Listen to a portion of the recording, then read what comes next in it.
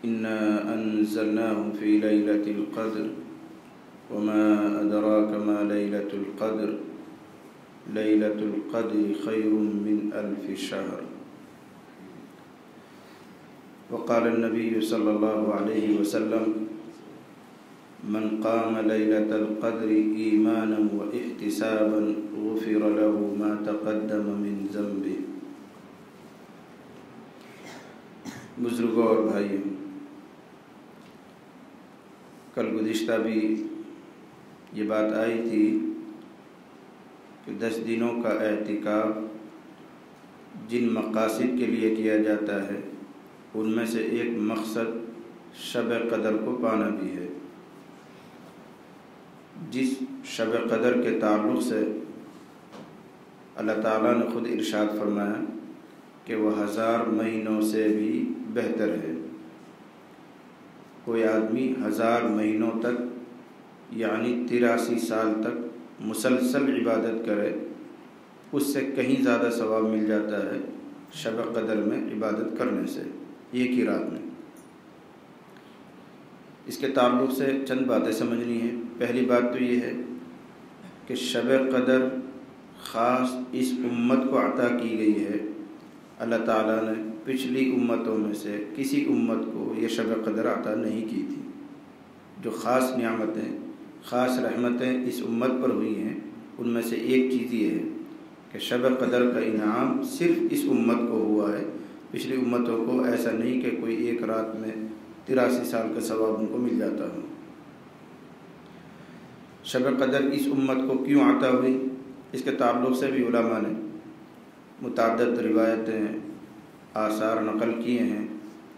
مثلا ایک روایت یہ ملتی ہے کہ نبی کریم صلی اللہ علیہ وسلم نے پچھلی امتوں کے لوگوں کی عمروں کو دیکھا کہ بہت طویل عمریں ہیں، 500 سال، 700 سال، 1000 سال، ایسی عمریں ان کی رہی ہیں۔ اور ان پچھلی امتوں میں کچھ ایسے لوگ گزرے ہیں جنہوں نے 500 سال تک بے ریا بغیر تھکے عبادتیں کی ہیں۔ تو نبی علیہ السلام کو احساس ہوا کہ میری امت تو ان لوگوں سے پیچھے رہ جائے گی۔ اگر میری امت کا کوئی آدمی پوری زندگی بھی عبادت کرے تو بھی ان کی عبادت کی برابری نہیں کر سکتا۔ ہماری عمریں بہت تھوڑی ہیں۔ اللہ کے نبی صلی اللہ علیہ وسلم نے خود ارشاد فرمایا اعمار امتی من 60 الی 70 واقلهم من یجاوز۔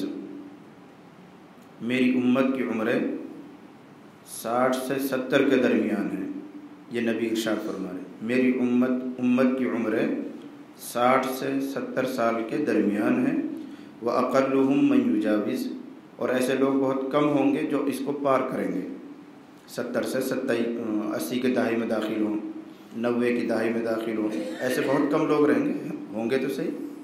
آج بھی ہم دیکھتے ہیں کہ کوئی 90 سال ہو جائے تو بہت بڑی عمر ہے بھائی، اس کی بہت لمبی عمر پائی، چرچا ہونے لگتا ہے۔ تو عام طور سے 60 اور 70 اس امت کی عمریں رکھی گئی ہیں۔ تو کہاں 70 سال کی عمر اور کہاں 1000 سال کی عمریں، 500 سال کی عمریں، 700 سال کی عمریں۔ تو نبی علیہ السلام خیال فرما رہے ہیں کہ میری امت کے لوگ اگر اپنی پوری عمر محنت کریں، ریاضتیں کریں، عبادتیں کریں، تو بھی ان کی عبادت کے برابر نہیں ہو پائیں گے۔ تو آپ کو غم ہوا، فکر ہوا، اللہ تعالیٰ نے اس کے صلے میں، اس کے بدلے میں یہ ایک رات عطا کر دی کہ نبی آپ غم کیوں کرتے ہیں؟ آپ کی امت کا کوئی آدمی اگر شب قدر کو پا لے گا تو 83 سال کی عبادت کے برابر اجر و ثواب پائے گا، باقی عمر اس کی اپنی زندگی اور رہی۔ اگر اپنی زندگی میں صرف ایک رات پا لیتا ہے تو 83 سال کا اجر ثواب ہو جائے گا۔ اور اگر کوئی خوش قسمت اپنی زندگی میں 10 راتیں بھی پا لے، ہر رمضان میں وہ اعتکاف کرتا ہے، ہر رمضان میں اعتکاف کرتا ہے، اور 10 راتیں اس کو مل گئی، تو حساب لگانے والوں نے لگایا ہے 833 سال 4 مہینے کی عبادت کا ثواب مل جائے گا۔ 800 سال کی عمر بھی نہیں ہے تو 833 سال 4 ماہ 10 راتوں کا بنتا ہے۔ تو یہ نبی علیہ السلام کو جو غم ہوا، فکر ہوا اپنی امت کی عمروں کے مختصر ہونے کی وجہ سے، اس کے صلے میں اللہ تعالیٰ نے یہ شب قدر عطا فرمائی ہے۔ بعض روایات میں یہ تفصیل ملتی ہے کہ نبی علیہ الصلوۃ والسلام نے بنی اسرائیل کے 4 آدمیوں کا تذکرہ کیا، حضرت ایوب علیہ الصلوۃ والسلام، حضرت زکریا، حضرت حزقیل، حضرت یوشع، یہ سب پیغمبر بھی ہوئے ہیں۔ حضرت ایوب علیہ الصلوۃ والسلام تو مشہور پیغمبر ہیں، جن کو ایک بیماری میں اللہ تعالیٰ نے ابتلا میں ڈالا تھا، آزمائش فرمائی ہے۔ حضرت زکریا بھی مشہور پیغمبر ہیں، جن کو آرے سے چیر دیا گیا تھا۔ اور حضرت حزقیل اور حضرت یوشع یہ بھی مشہور پیغمبر ہیں۔ حضرت یوشع علیہ السلام حضرت موسیٰ علیہ السلام کی وفات کے بعد پیغمبر بنے ہیں بنی اسرائیل میں۔ ان کے بارے میں تذکرہ فرمایا حضور نے کہ ان سب نے 80 برس تک ایسی عبادت کی کہ پلک جھپکنے تک بھی ان سے غفلت نہیں ہوئی۔ پلک جھپکنے میں کتنا لمحہ لگتا ہے؟ 1 سیکنڈ بھی نہیں۔ پلک جھپکنے کے برابر بھی یہ غافل نہیں ہوئے، 80 سال تک لگاتار عبادت کرتے رہے۔ جب آپ نے یہ تفصیل امت محمدیہ کو، صحابہ کرام کو سنائی تو وہ حیران ہوئے اور وہ دل برداشت ہوئے کہ ہم ان کی پہنچ کیسے کر سکتے ہیں، ہم ان کی حرص کیسے کر سکتے ہیں۔ تو اس موقع پر اللہ تعالیٰ نے نبی کریم صلی اللہ علیہ وسلم کی برکت سے یہ انعام دیا کہ وہ گزر گئے، گزرنے والے، تلک امۃ قد خلت لہا ما کسبت ولکم ما کسبتم، وہ ایک امت تھی جو گزر گئی، ان کے لیے وہ ہے جو انہوں نے کمایا اور تمہارے لیے وہ ہے جو تم کماؤ گے، اور تمہارے کمانے کے لیے ہم ایک ہی رات ایسی دے رہے ہیں کہ جو پالے گا وہ 1000 مہینوں سے زیادہ کی عبادت کا حقدار ہو جاتا ہے، اجر و ثواب کا مستحق ہو جاتا ہے۔ بعض روایات میں یہ ملتا ہے کہ نبی علیہ الصلوۃ والسلام نے بنی اسرائیل کے ایک مجاہد کا تذکرہ کیا، کسی مجاہد کا جس نے 1000 مہینوں تک لگاتار جہاد کیا، 1000 مہینوں تک دن میں جہاد کرتا تھا اور رات میں نفل پڑھتا تھا۔ کیسے بندے رہے ہوں گے؟ ہماری تو عقل سے بھی باہر کی چیز ہے، لیکن حدیث میں آئی ہوئی بات ہے کہ 1000 مہینے تک جتنے دن آتے تھے دن میں جہاد کرتا تھا، رات میں نفل نماز پڑھتا تھا۔ اس کا تذکرہ حضور نے فرمایا تو صحابہ کو حیرانی ہوئی اور حرص کرنے لگے کہ ہم کیسے ان کے برابر ہو جائیں گے۔ تو اس انعام میں اللہ تعالیٰ نے یہ رات، بہرحال جو بھی واقعہ رہا ہو، جو بھی سبب رہا ہو، بس یہ خلاصہ ہے کہ اللہ تعالیٰ نے اس امت پر رحم کرنے کے لیے شب قدر عطا کی ہے کہ اگر کوئی بانصیب آدمی ایک رات کی بھی قدر کر لے تو 83 سال 4 مہینے کی عبادت کا ثواب پا لیتا ہے۔ اب سوال یہ ہے کہ شب قدر کے اہتمام میں ہم لوگ یہاں بیٹھے ہوئے ہیں، کوشش کر رہے ہیں، تو اس میں کن چیزوں کی رعایت اور کس طرح ہم اس کے اجر و ثواب کو پا سکتے اور مستحق ہو سکتے ہیں؟ یہ تو طے ہے کہ ایک رات کا اجر و ثواب اتنا بنتا ہے، لیکن کب ملے گا؟ یہ تو بنیادی چیز ہے جس کو سمجھنا اچھی طرح۔ ابھی حدیث پڑھ کے میں نے سنائی، من قام لیلۃ القدر ایمانا و احتسابا غفر له ما تقدم من ذنبه، یہ بخاری کی روایت ہے کہ جس آدمی نے شب قدر میں قیام کیا، نفل پڑھی، نمازیں پڑھی، قیام اسی کو کہتے ہیں، تو اس کے اگلے پچھلے سارے گناہ معاف کر دیے جاتے ہیں۔ بخاری میں تو ما تقدم من ذنبه ہے، دوسری روایت ما تقدم من ذنبه وما تأخر بھی ہے، اس لیے میں نے ترجمہ وہی کیا کہ جو آدمی شب قدر میں نفل پڑھتا ہے، عبادتیں کرتا ہے، تو اگلے پچھلے سارے گناہ اس کے معاف کر دیے جاتے ہیں۔ لیکن یاد رکھو، ان گناہوں کی معافی سے مراد ہے چھوٹے گناہ اور اللہ کے حقوق سے تعلق رکھنے والے بڑے گناہ اگر آدمی کو شرمندگی ہو جائے، احساس ہو جائے۔ 3 طرح کے گناہ ہیں۔ ایک قسم ہے صغائر کی، چھوٹے گناہ، ان کو تو اللہ تعالیٰ ہر نیکی کے بدلے سے معاف کرتا رہتا ہے۔ ان تجتنبوا کبائر ما تنہون عنہ نکفر عنکم سیئاتکم، اگر تم بڑے بڑے گناہوں سے بچتے رہو گے تو تمہاری سیئات کو، تمہاری چھوٹی چھوٹی لغزشوں اور خطایا کو ہم یوں ہی معاف کر دیں گے۔ اور بھی آیات میں تذکرہ ہے والذین یجتنبون کبائر الاثم والفواحش الا اللمم، یہاں بھی اس کا تذکرہ ہے۔ اور بہت سی آیتوں میں یکفر عنکم سیئاتکم، نکفر عنکم سیئاتکم، ان الحسنات یذہبن السیئات۔ ان سب آیات میں مراد یہ ہے کہ آدمی جب وضو کرتا ہے، نماز پڑھتا ہے، تلاوت کرتا ہے، تسبیح میں لگتا ہے، تو ان نیکیوں کی برکت سے چھوٹے چھوٹے گناہ اللہ تعالیٰ خود بخود معاف فرما دیتے ہیں۔ تو ایک قسم تو یہ، دو قسم اور ہیں کبائر میں، بڑے گناہوں میں، وہ کبائر جو اللہ کے ذات سے، اللہ کی ذات سے اور اللہ کے حقوق سے تعلق رکھتے ہیں، اور وہ کبیرہ نمبر 2 وہ بڑے گناہ جو بندوں کے حقوق سے تعلق رکھتے ہیں۔ ویسے تو گناہ 2 ہی قسم کے ہیں، چھوٹے اور بڑے، لیکن بڑے گناہوں میں 2 قسم بنتی ہیں۔ ایک قسم وہ ہے جو اللہ کے حقوق سے تعلق رکھتے ہیں، نماز میں کچھ کسر رہ گئی، کمی رہ گئی، جو خشوع خضوع ہونا چاہیے تھا، جو اخلاص ہونا چاہیے تھا، جو دھیان ہونا چاہیے وہ نہیں ہے۔ زکوٰۃ دینے میں کوئی کسر رہ گئی، زکوٰۃ زیادہ بن رہی تھی، بے دھیانی سے کم ادا کی گئی، یا بہت پہلے سے ہم مالدار ہو گئے اب دیندار بنے، پچھلے سالوں کی قضا رہ گئی۔ تو ایسی خطائیں، ایسی لغزشیں اللہ کے حقوق میں اگر رہ جائیں گی اور بندہ نادم ہو جائے، شرمندہ ہو جائے، شب قدر میں وہ نفل پڑھ رہا ہے اور شرمندہ بھی ہے، توبہ بھی کرتا ہے، تو یہ کبیرہ گناہ بھی معاف ہو جاتے ہیں، یہ بڑے گناہ بھی معاف ہو جاتے ہیں۔ اب رہ گئی تیسری قسم، وہ بڑے گناہ جو بندوں کے تعلق سے جو بندوں کے حقوق سے تعلق رکھتے ہیں۔ کسی کی غیبت کر رکھی ہے، کسی کی تحقیر کر رکھی ہے، کسی کا پیسہ دبا رکھا ہے، کسی کو تھپڑ مار رکھا ہے، کسی کو ذلیل کر رکھا ہے، یہ بندوں کے حقوق سے تعلق رکھنے والے گناہ ہیں۔ ان کے تعلق سے یاد رکھیے کہ ایک نہیں سینکڑوں سال تک آدمی توبہ کرے، استغفار کرے، نیکیاں کرے، حج اور عمرہ کرے، یہ گناہ معاف نہیں ہوتے جب تک حق والا معاف نہ کر دے، یا حق والے کا حق ادا نہ کر دیں۔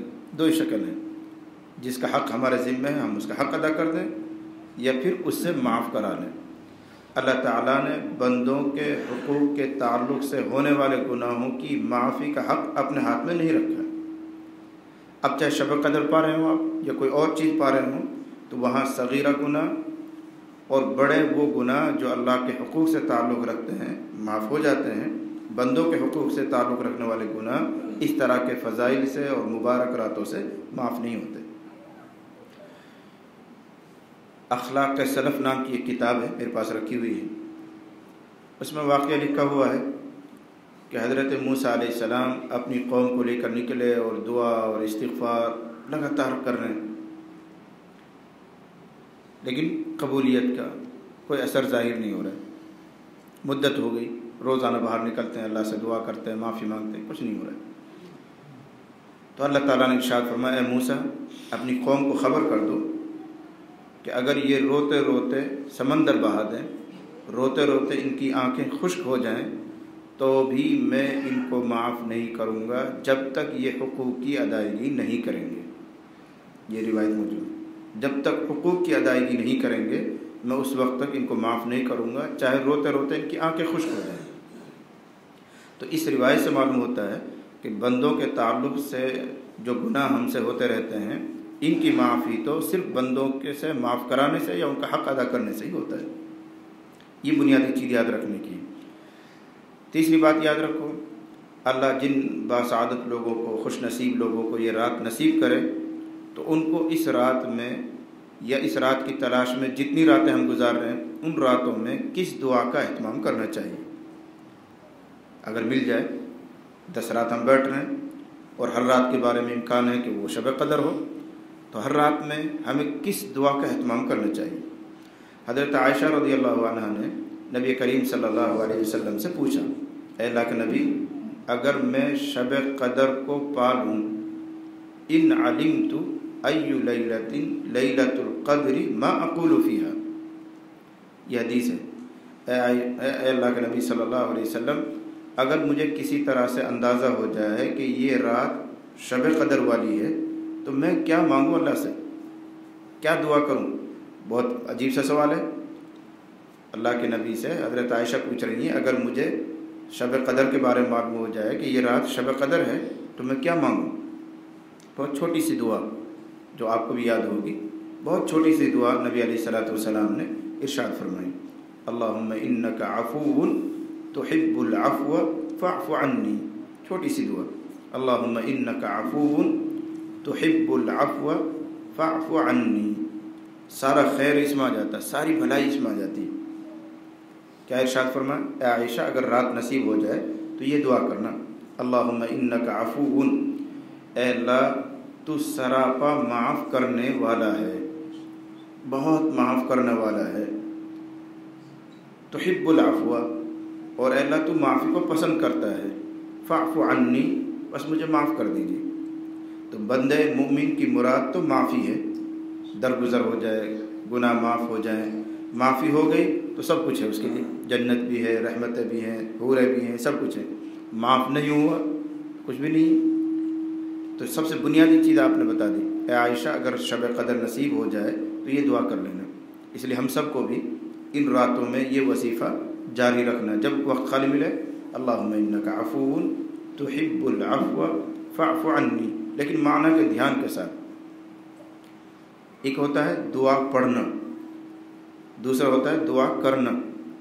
ہم لوگ دعاؤں کو رٹ کر پڑھتے ہیں، دعا رٹ لی، حفظیات کر لی، اب پڑھ رہے ہیں، دھیان کچھ نہیں، نہ معنی کا دھیان کر رہے ہیں، نہ مفہوم کو سمجھ رہے ہیں۔ تو وہ پڑھنے سے برکت ملتی ہے، ثواب ملتا ہے، لیکن جو مقصد ہے وہ نہیں۔ مقصد ملتا ہے معنی کے دھیان کے ساتھ۔ جب آپ اللہم انک عفو تحب العفو فاعف عنی یہ پڑھیں تو ساتھ ساتھ اس کا مطلب اور مفہوم کو سمجھنے کی کوشش کریں اور دھیان سے پڑھیں۔ اس لیے میں نے ترجمہ کر کے بتایا، اللہم انک عفو، اے اللہ تو سراپا معاف ہے، لفظی ترجمہ اس کا یہ، اے اللہ تو بہت معاف کرنے والا ہے، تحب العفو، اے اللہ تو معافی کو پسند کرتا ہے، فاعف عنی، اے اللہ مجھے معاف کر دیجیے۔ تو خالی وقت میں رات میں اس ورد کو جاری رکھیں، یہ نبی علیہ السلام نے حضرت عائشہ کو بتایا ہے۔ تو خاص طور سے ہمیں اپنی زبان پر اس ورد کو جاری رکھنا ہے ہر رات میں۔ جب تک آپ تراویح میں رہتے ہیں ٹھیک ہے، قرآن سن رہے ہیں، 2 رکعت پڑھ کے بیٹھتے ہیں تھوڑی دیر کے لیے، 1.5 منٹ کے لیے، اس وقت خالی نہ رہیں، اس کو پڑھیں۔ پھر 4 رکعت کے بعد بیٹھتے ہیں تو پھر پڑھ لیں اس کو۔ دیکھو 4 رکعت کا نام لینے سے مجھے یاد آیا، ہر 4 رکعت تراویح کے بعد ہمارے یہاں وہ تیسرا کلمہ پڑھوایا جاتا ہے یا سورہ اخلاص۔ تو آپ میں سے بعض لوگوں کو یہ خیال آتا ہوگا کہ وہ جو مشہور دعا ہے سبحان ذی الملک والملکوت، وہ تو ہمارے ساتھ پڑھواوے نہیں، نئے کائل پڑھواوے جائیں، آتا ہوگا، اس لیے یاد آگے بتا رہا ہوں۔ وہ اس لیے نہیں پڑھوا رہے ہم تاکہ آپ سیکھیں۔ اس دعا کا پڑھنا جائز تو ہے، منع نہیں ہے، لیکن وہ کسی حدیث سے ثابت نہیں ہے۔ سبحان ذی الملک والملکوت جو مشہور دعا ہے، آپ اگر پڑھ رہے ہیں معنی کو سمجھ کر پڑھ رہے ہیں، پڑھیے، دعا تو دعا ہے، آپ اپنی زبان میں بھی مانگ سکتے ہیں، لیکن اس کو سنت سمجھ کے پڑھنا یا یوں سمجھ کر پڑھنا کہ نبی نے تعلیم دی ہے، حدیث میں اس کا تذکرہ ہے، یہ غلط ہے۔ اس چیز کی اصلاح کے لیے ہم نے اس کا اہتمام ہی نہیں کیا، تاکہ آپ لوگ سوچنے پہ مجبور ہوں بھئی وہ دعا کیوں نہیں پڑھوائی جا رہی اور یہ کیوں پڑھوائی جا رہی۔ 3 مرتبہ کل پڑھنے کا ثواب قرآن کے برابر ہے، یہ حدیث سے ثابت ہے، اس لیے 3 مرتبہ کل پڑھوا دیا، اور سارے ذکروں میں سب سے افضل تیسرا کلمہ ہے، اس لیے وہ پڑھوا دیا۔ لیکن سبحان ذی الملک والملکوت والا جو ذکر ہے یہ کسی حدیث سے ثابت نہیں ہے، اس لیے اس کو پڑھوایا نہیں جاتا۔ اگر ہم بھی اس کو پڑھوائیں گے تو سند بن جائے گی، کیسے صحیح نہ میل پہ بھی پڑھواؤں مول صاحب پڑھواوے، ہم ایسا کام کیوں کریں جو دلیل بنے۔ ہاں تیسرا کلمے کے لیے آپ کہہ سکتے ہیں تیسرا کلمہ پڑھنا چاہیے، اس لیے بھی وہاں پڑھا جاتا ہے۔ ہم سے کوئی پوچھے گا تو حدیث سنا دیں گے، حدیث میں آیا ہوا ہے، فلاں حدیث میں ہے۔ تو ایک ایک چیز یہاں دیکھنے کی ہے، جو چیز آپ یہاں دیکھ رہے ہیں وہ سند سے ثابت ہے، صحیح ہے۔ اگر خلاف شرع کوئی بات ہے تو انشاءاللہ ہم اہتمام کریں گے کہ وہ چیز ہماری مجلس میں آپ کو نہیں ملے گی، صحیح سند سے، صحیح حوالے سے، فتوے کی روشنی میں جو جائز کام ہوگا بس وہی ہوگا، اس سے زائدہ نہیں ہوگا۔ رات بھی مجھے خیال آ رہا تھا بار بار کہ میں درمیان میں بتا دوں، لیکن اس وقت نہیں بتا سکا، اب مجھے یاد آ گیا 4 رکعت کہتے ہی تو میں نے بتا دیا کہ 4 رکعت تراویح کے بعد جو تھوڑی دیر بیٹھا جاتا ہے اس میں آدمی کوئی بھی ذکر کر سکتا ہے، لیکن ہم نے یہ 2 اہتمام کیا ہے اور اس کو چھوڑ دیا، اس کی وجہ یہ ہے کہ وہ کسی صحیح حدیث سے ثابت نہیں ہے، اس لیے کوئی پڑھے لیکن اس کو سنت سمجھ کر، رسول اللہ کی تعلیم سمجھ کر نہیں پڑھنا چاہیے۔ بہرحال یہ جو وقفہ ملا آپ کو راتوں میں، اس رات کے وقفے میں آپ کو اس دعا کا اہتمام کرنا ہے، یہی خاص بات مجھے عرض کرنی تھی۔ اللہم انک عفو تحب العفو فاعف عنی، معنی کے دھیان کے ساتھ۔ اللہ تعالیٰ مجھے بھی اور آپ کو بھی سب کو سمجھنے کی اور عمل کی توفیق عطا فرمائے۔ دعا کر لیجیے۔ اصل تو یہ دعا کی مجلس ہے، یاسین شریف کا آپ نے ختم کیا ہے اِیصال ثواب کی نیت سے، تو دعا کے لیے بیٹھ جاتے ہیں۔ سبحانک اللہم وبحمدک وتبارک اسمک وتعالی جدک ولا الہ غیرک، اللہم صل علی محمد کلما ذکرہ ذاکرون، وصل علی محمد کلما غفل عن ذکرہ الغافلون، یا حی یا قیوم برحمتک نستغیث یا ذا الجلال والإکرام یا حنان یا منان یا ذا العرش المجید یا فعالا لما یرید انک علی کل شیء قدیر ربنا اغفر لنا ذنوبنا وإسرافنا في أمرنا وثبت أقدامنا وانصرنا على القوم الكافرين رب اغفر وارحم وأنت خير الراحمين رب اغفر وارحم وأنت خير الراحمين رب اغفر وارحم وأنت خير الراحمين الہ العالمین، ہم سب خطا کار ہیں، قصوروار ہیں، تیری بارگاہ میں ہاتھ اٹھائے ہوئے ہیں۔ اے اللہ اپنے کرم سے ہم سب کے گناہ کو معاف فرما، ہم سب کی خطایا سے درگزر فرما، آئندہ کے لیے گناہوں سے ہماری حفاظت فرما۔ اے اللہ ہمیں ہمارے نفس اور شیطان کے حوالے نہ فرما، اپنی خاص حفاظت سے اللہ ہم سب کو گناہوں سے محفوظ فرما دیجیے۔ الہ العالمین نیک اعمال کی رغبت، ہمت اور توفیق عطا فرما۔ الہ العالمین آپ کی توفیق سے جو نیک کام ہم سے ہو رہے ہیں، اے اللہ آپ کی بارگاہ میں قبول ہوں، ایسی سعادت ہم سب کے لیے مقدر فرما۔ الہ العالمین ماہ مبارک کی برکات سے ہم سب کو مالا مال فرما۔ اے اللہ تیرے نبی نے بد دعا دی ہے اس شخص کے لیے جس کے اوپر سے رمضان گزر جائے اور اس کی مغفرت نہ ہو۔ الہ العالمین ہم سب کی اس بد دعا سے حفاظت فرما۔ اے اللہ ہم سب کی اس بد دعا سے حفاظت فرما، اور ماہ مبارک کے ختم سے پہلے اللہ ہم سب کی مغفرت فرما، ہم سب کی مغفرت فرما، ہم سب کی مغفرت فرما، ہم سب کے درجات کو بلند فرما، تیرے نیک بندوں میں ہم سب کو شامل فرما۔ الہ العالمین تیرے نیک لوگوں کی جو دنیا میں بستی ہے، اے اللہ ان سے ہم سب کو لگاؤ اور محبت عطا فرما۔ اے اللہ نیک لوگوں کی محبت ہم سب کے دلوں میں پیدا فرما۔ الہ العالمین بیماروں کو صحت عطا فرما، مقروضوں کے قرض کی ادائیگی کی صورتیں پیدا فرما، حلال اور پاکیزہ روزی عطا فرما، حرام سے حفاظت فرما، بیماروں کو صحت عطا فرما، شفاء کاملہ عاجلہ دائمہ مستمرہ عطا فرما۔ الہ العالمین ابھی ہم سب نے مل کر یاسین شریف کا ختم کیا ہے، اپنے کرم سے اے اللہ اس کا جو اجر و ثواب بنتا ہے، اپنے کرم سے اے اللہ حضرت آدم سے لے کر آج تک جتنے مومن بندے اور بندیاں کسی بھی امت سے تعلق رکھتے ہوں، دنیا سے گزر گئے، اللہ ان سب کے لیے اس کا اجر و ثواب عطا فرما، خصوصاً اس امت کے مرحومین کو اور خصوصاً ہمارے رشتہ داروں کو، ماں باپ کو، دادا دادیوں کو اللہ اس کا اجر عطا فرما۔ اے اللہ اپنے کرم سے سب کو پورا اور مکمل اجر اور ثواب عطا فرما۔ الہ العالمین ہمارے مرحومین کے ساتھ رحم کا، کرم کا، فضل کا معاملہ فرما، بخشش کا معاملہ فرما، سب کی قبروں کو نور سے منور فرما، ان کے درجات کو بلند فرما، جنت الفردوس میں انہیں مقام عطا فرما۔ اے اللہ جتنے ساتھی یہاں بیٹھے ہوئے ہیں اعتکاف میں، ان کے اعتکاف کو قبول فرما۔ اے اللہ ان کی ریاضتوں اور محنتوں کو قبول فرما، ان کی دعاؤں کو پورے عالم کے حق میں قبول فرما۔ اے اللہ ان کے سب کے درجات کو بلند فرما۔ الہ العالمین ان کی حاضری کی برکت سے یہاں مدرسہ والوں کو بھی قبول فرما، خانقاہ والوں کو بھی قبول فرما۔ الہ العالمین ہم سب کو ایک جماعت بنا کر مغفرت کے فیصلے فرما کر جنت کا مستحق بنا دیجیے۔ اے اللہ جنت کا مستحق بنا دیجیے۔ اے اللہ ہم آپ سے آپ کی جنت کا سوال کرتے ہیں، جنت عطا فرما دیجیے۔ دوزخ سے پناہ مانگتے ہیں، اے اللہ پناہ عطا فرما دیجیے، حفاظت عطا فرما دیجیے۔ الہ العالمین ہم سب کے دلوں کے جو جائز مقاصد ہیں، تمنا ہیں، اپنے فضل سے سب کی جائز تمناؤں کو پورا فرما دیجیے، سب کی مشکلوں کو، پریشانیوں کو، الجھنوں کو ختم فرما دیجیے، راحت عطا فرما دیجیے۔